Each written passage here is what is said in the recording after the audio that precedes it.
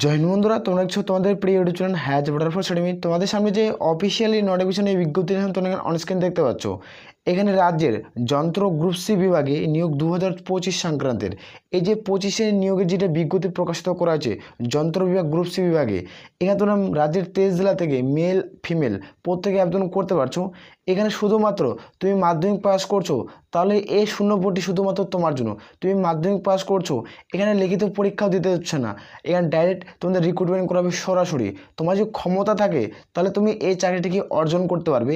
যেখানে তুমি রাজ্যের 23 জেলা থেকে তোমরা কিন্তু আবেদন করতে পারছো, জেলাভিত্তিকভাবে তুমি জব পোস্টিং পাচ্ছ। তোমার যদি কর্মক্ষমতা থাকে তাহলে তুমি এই সরকারি চাকরিটি তুমি কিন্তু করতে পারো। এখানে আমি দেখবো যারা মাধ্যমিক পাস করছো তারা প্রত্যেকে ফর্ম ফিল আপ করতে পারছো। এখানে প্রত্যেকে অনলাইনের মাধ্যমে আবেদন করতে হবে। এখানে লিখিত পরীক্ষা ছাড়াই নিয়োগ। এখানে কোনো রকম তোমাদের লিখিত পরীক্ষা দিতে হবে না, এখানে ডাইরেক্ট তুমি ডকুমেন্ট ভেরিফিকেশন করবে এবং তুমি সরকারি চাকরি পাবে। এখানে আবেদনের শেষ তারিখ নভেম্বর মাসের 21 তারিখে লাস্ট। এর মধ্যে তোমাদের প্রত্যেকে ফর্ম ফিল আপ কিন্তু করতে হচ্ছে। তোমরা যারা যোগ্য হবে প্রত্যেকে কিন্তু আবেদন করতে পারো। আমি টোটাল এই ভিডিওতে অফিসিয়াল নোটিফিকেশন নিয়ে আলোচনা করছি, ভিডিওটি সম্পূর্ণ দেখে যারা এলিজিবল হবে তারা প্রত্যেকে ফর্ম ফিল আপ করতে পারবে।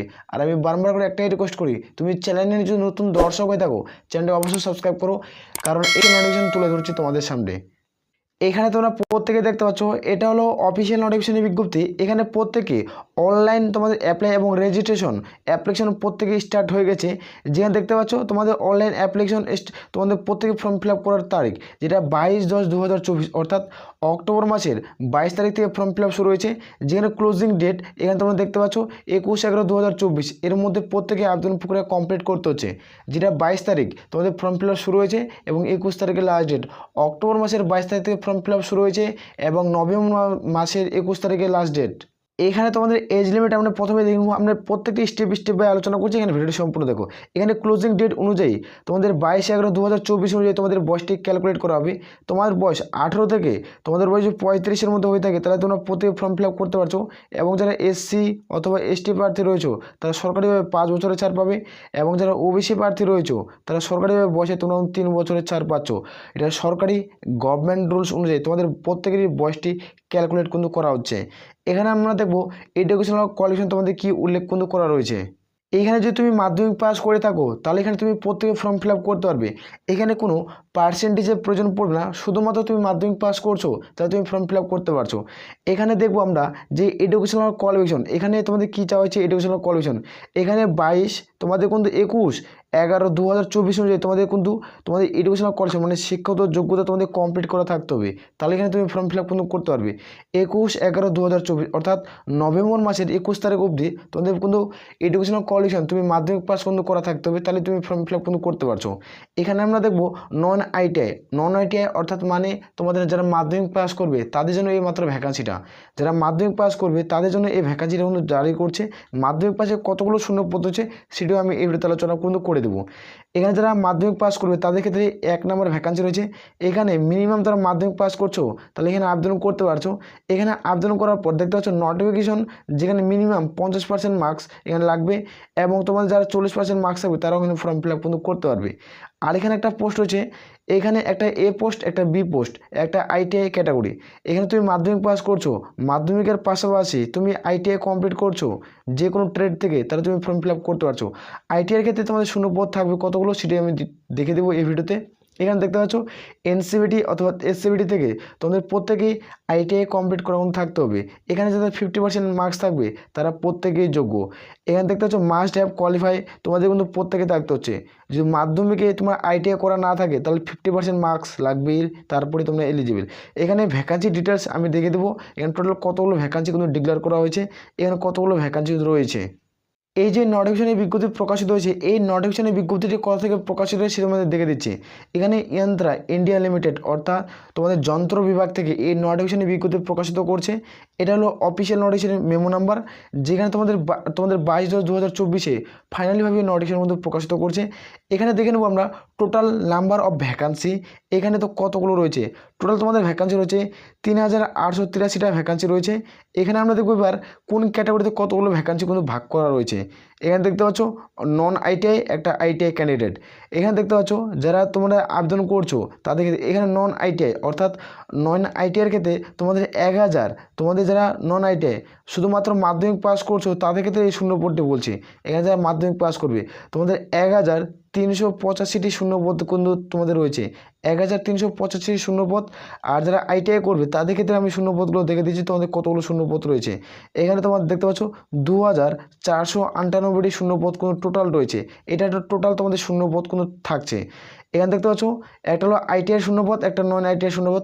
নোটিফিকেশনটি তোমার টেলিগ্রাম চ্যানেলে পাচ্ছ, সেখানে Telegram channel link video description বক্সে পাবে, সেখানে যুক্ত হও। আমরা প্রত্যেকটা অফিসিয়াল নোটিফিকেশন আমরা টেলিগ্রাম চ্যানেলে সেন্ড করি।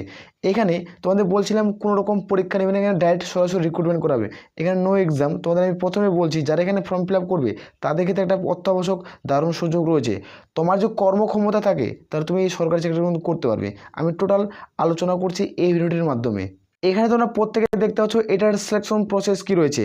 এখানে মডেল সিলেকশন প্রসেস, এখানে প্রত্যেকেই তোমরা যারা আইটিআই ক্যান্ডিডেট এবং নন আইটিআই ক্যান্ডিডেট তাদের ক্ষেত্রে তোমরা যে মাধ্যমিক পাস করবে তার উপরে ভিত্তি করে তোমাদের পার্সেন্টেজের উপর ভিত্তি করে তুমি এখন ধরো মাধ্যমিক পাস করছো, এখানে তুমি ধরো মাধ্যমিক পাস করছো, মাধ্যমিকের পার্সেন্টেজের উপর নিয়োগ করাবে, তোমার কত পার্সেন্ট রয়েছে পার্সেন্টেজের উপরে তোমাদের সিলেকশন করাবে। এবং ধরো তুমি মাধ্যমিক পাস করছো, মাধ্যমিকের পাশাপাশি তুমি আইটিআই কমপ্লিট করছো, এই যে আইটিআই এইখানে ধরো তোমার উপর ডিপেন্ড করবে যে আইটিআইয়ের উপরে তুমি কত পার্সেন্টেজ তোমার নাম্বার আছে, এর উপর ডিপেন্ড করে এখানে তুমি সরকারি চাকরি কিন্তু পাবে। এখানে তোমাদের মনে হবে দেখতে পাচ্ছ এখানে পার্সেন্টেজ কিন্তু উল্লেখ করা হয়েছে। এখানে তোমরা প্রত্যেক দেখতে যারা এ প্লাস ক্যাটাগরি তোমাদের ফাইনাল যেটা র্যাঙ্কিং তোমার র্যাঙ্কিং লিস্ট দেখতে পাচ্ছ 90 থেকে 100-র মধ্যে তারা 95% ফলে তোমরা সিলেকশন পেয়ে যাচ্ছ। তো এখানে এ বি সি এখানে কিন্তু উল্লেখ করা হয়েছে। এভাবে যাদের 44 পয়েন্ট তোমাদের 5% নাম্বার থাকবে তারাও এখানে সিলেকশন পেয়ে যাবে, তুমি যোগ্য হলে আবেদন করতে পারো। ফাইনাল মেরিট লিস্টের মাধ্যমে রিক্রুটমেন্ট কিন্তু করাচ্ছে। 50% নাম্বার থাকলে তোমরা প্রত্যেকে ফর্ম ফিল আপ কিন্তু করতে পারছো।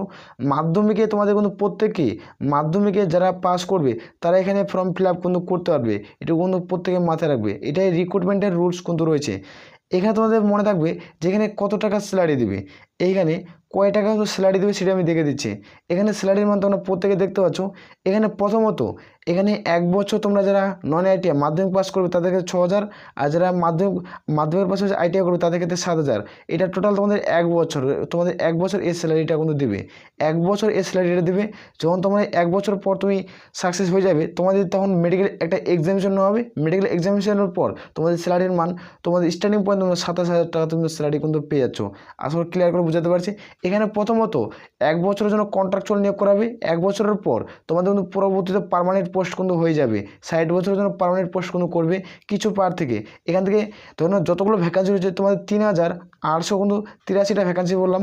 এই যে ভ্যাকান্সি রয়েছে এখান থেকে তোমাদের কোনো 70% তোমাদের ভ্যাকান্সিকে তোমাদের পার্মানেন্ট কিন্তু পোস্ট কিন্তু করে নেবে। ক্লিয়ার করে বুঝাতে পারছি। এবার আমরা দেখবো এখানে অনস্ক্রিন, এখানে আমরা অন স্ক্রিন দেখবো যে তোমাদের ট্রেনিং সেন্টার কথা রয়েছে, এখানে তোমাকে চেক আউট করে নিতে পারো ট্রেনিং সেন্টার তোমাদের কোথায় থাকছে। এখানে আমরা দেখবো যে তোমাদের পেমেন্ট ফিস কত টাকা, এখানে যারা আবেদন করবে এখানে পেমেন্ট ফিস কত টাকা। যারা ইউআর ওবিসি জেনারেল ক্যান্ডিডেটের মধ্যে পড়ো তাদের ক্ষেত্রে 200 টাকা দিতে হবে। তুমি যে এসসি এসটি উমেন ক্যান্ডিডেট হতে হবে তাদেরকে 100 টাকা কিন্তু দিতে হচ্ছে প্রত্যেকেই। আবেদন করার জন্য এই অফিসিয়াল ওয়েবসাইটের মধ্যে প্রত্যেকে ফর্মটি ফিল আপ কিন্তু করতে হবে। ফর্ম ফিল আপ করার সময় কী কী ডকুমেন্ট লাগবে সেটা তোমাদের দেখে দিচ্ছি, ভিডিওটি তোমরা সম্পূর্ণ ভিডিওটি কোনো স্কিপ করবে না। এখানে যেটা হাউ টু অ্যাপ্লাই, এই যে হাউ টু অ্যাপ্লাই অনলাইনের মধ্যে প্রত্যেকে ফর্ম ফিল আপ করতে হচ্ছে, এই official website link video description বক্সে পাবে, সেখান থেকে প্রত্যেকে ফর্ম ফিল আপ করবে। এখানে তোমরা দেখতে পাচ্ছ তোমাদের কিন্তু প্রত্যেকে জিপিজি ফরম্যাটে প্রত্যেকে তোমাদের ছবি কিন্তু আপলোড করতে হবে। এখানে কিন্তু উল্লেখ করা হয়েছে যেখানে তোমরা দেখতে পাচ্ছ জিপিজি ফরম্যাটে প্রত্যেকে কিন্তু ছবি কিন্তু আপলোড করতে হবে, যেখানে তোমাদের 3.5 সেন্টিমিটার থেকে 3.5 সেন্টিমিটারের মধ্যে হতে হবে। এখানে অর্থাৎ 20 কেবি থেকে 30 কেবির মধ্যে কিন্তু হতে হবে তোমাদের ফটো এবং সিগনেচার, এখানে দুটো আপলোড করতে হয়। এখানে আধার কার্ড নাম্বার কিন্তু প্রত্যেক যখন তুমি রেজিস্ট্রেশন করবে আমি স্টেপ বাই স্টেপ তোমাদের ভিডিও আলোচনা করব, অ্যাপ্লিকেশন কীভাবে করবে ভিডিও তোমরা চ্যানেলকে সাবস্ক্রাইব করে রাখতে হবে। কিছুদিনের মধ্যে আমরা আপলোড করব, খুব দ্রুত তোমরা নেক্সট ভিডিওভাবে ফর্ম ফিল আপের স্টেপ বাই স্টেপ। এখানে আমরা দেখব যে তোমাদের কী কী ফর্ম ফিল আপ কিন্তু ফর্ম ফিল আপ করার সময় ডকুমেন্ট লাগবে এবং তোমাদের লাগছে। এখানে আমরা দেখব যে তুমি আইডেন্টি কার্ড, এখানে প্রত্যেকে আইডেন্টি কার্ড অর্থাৎ আইডেন্টি কার্ড মানে হচ্ছে তোমাদের প্যান কার্ড, আধার কার্ড, ভোটার কার্ড এগুলো যে থাকে তোমাদের প্রত্যেকে কিন্তু অরিজিনাল কিন্তু লাগবে। এটা প্রত্যেকেই তোমাদের কিন্তু আপলোড কিন্তু করতে হবে। এখানে তুমি এসএসসি ম্যাট্রিক পাস এবং তুমি 10 স্ট্যান্ডার্ড যেটা পাস করছো তার মার্কশিট লাগবে। এখানে প্রত্যেক ক্যান্ডিডেটকে যারা মাধ্যমিকের পাশাপাশি তোমাদের আইটিআই করছে তাদের ক্ষেত্রে আইটিআই পাশে তোমাদের মার্কশিট কিন্তু মার্কসবিহীন প্রত্যেকের ক্ষেত্রে।